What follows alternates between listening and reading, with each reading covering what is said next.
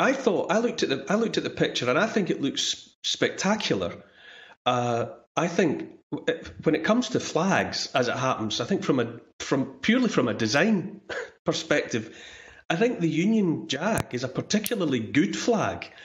I think it's a particularly brilliant piece of iconography, and I think the effect of the 150 flags there is so striking. And the tragedy of using language like Nuremberg in relation to that flag, before there were many forces raised against fascism, Nazism in Europe in the 1930s and the 1940s, it was the Union flag. It was Britain that was an early adopter of the necessity to stand up, regardless of consequences, and fight back against fascism and Nazism. And the Union flag was symbolic of that.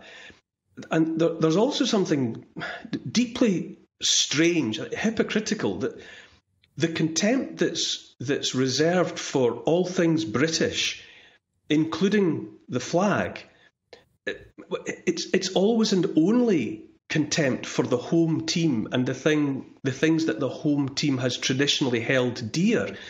I mean, look how fond so many of the same sorts of people are of the European Union flag, for example. Yeah. And that's a flag that represents not a nation, not a country, not a people, but an unelected bureaucracy, an unchallengeable unelected bureaucracy. Or look at all the appearances of the Ukrainian flag recently, especially in the social media biogs of the self-righteous. So often the same people that say the British flag is a symbol of empire, of colonialism, of nationalism, they can't wait to wave and celebrate someone else's flag, anyone else's flag. So there is a rank hypocrisy at the base of all this.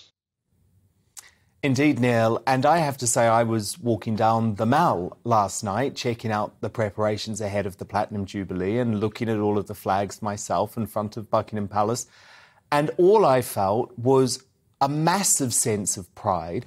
And what was fascinating, Neil, is that all of the voices surrounding me, they were all foreign tourists, not speaking English. And they were blown away by it as well. So I think any of these people sneering at Britain are so out of touch, because this Platinum Jubilee is going to go around the world. It's going to show that we've finally opened up after 2 years of lockdown hell, while other countries remain caged and muzzled. And I think it's going to be a great thing for this country that we can be proud of, regardless of our political stripes. There's a peculiar but symptomatic joylessness about a lot of the people who decry pride in and love of country. I was listening to Nigel Farage there talking about Nicola Sturgeon and the Scottish nationalists, and there's a profound joylessness around Nicola Sturgeon. She looks like the sort of person where good times go to die. And there's always that joylessness that's there. And how empty, how hollow-hearted do you have to be in the presence of national pride, not nationalist pride, but love of country, as is embodied in, say, a grand and colourful display of the flags? How can you be in the presence of that and not feel the corners of your mouth turning up? That desire to smile at what is, after all, a simple pleasure. And I think it's always worth remembering, I think, that where there's a globalist agenda in the background all the time, where there's a desire by some for a one-world government and open borders and all the rest, if you're after, if it's a world to be run by unelected oligarchs, it makes sense to encourage or to instill in people a sense of shame in the past, in heritage, in traditions, in predecessors, in the ancestors. Because if you can make people ashamed of the past, and then by association, if you can make them ashamed of the present that they're living in, you make those people rootless. You unmoor them. Yeah. You take away their points of navigation. and you leave them adrift with no sense of where they belong.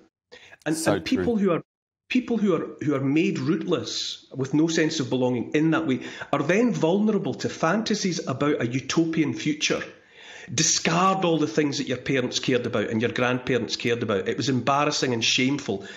Trust us, follow us, and we'll lead you towards a utopia. Literally means the place that doesn't exist.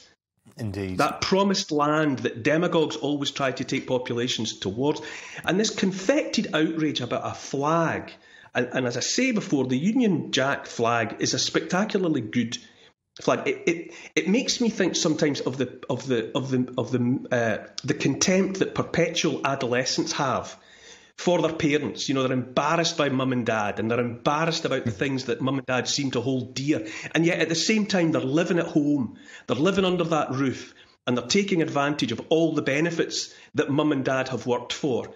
And traditions that count for something and matter for something. And that desire by those people to sneer at things that the mass of the population care about, ordinary people, it speaks to a narrow ruling class or a narrow urban elite, I don't know exactly what, who just want to sneer at the things that the mass of the British population care about. They love the country, they love the Queen, they love the traditions and the heritage and all the pomp and ceremony. They love that. And why shouldn't they?